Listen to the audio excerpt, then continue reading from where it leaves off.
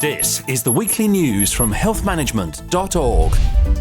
The World Health Organization has criticised travel bans on South African countries due to concerns over the new Omicron variant.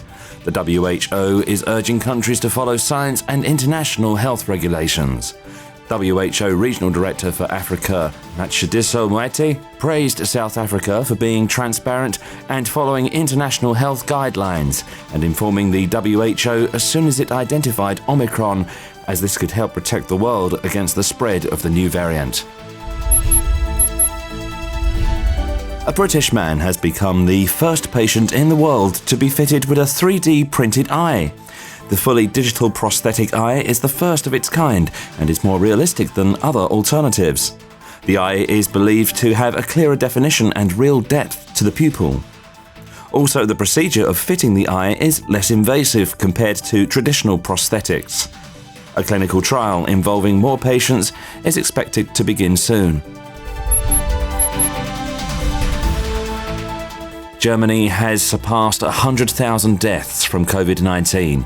It is now the fifth European country to pass that mark after Russia, the UK, Italy and France.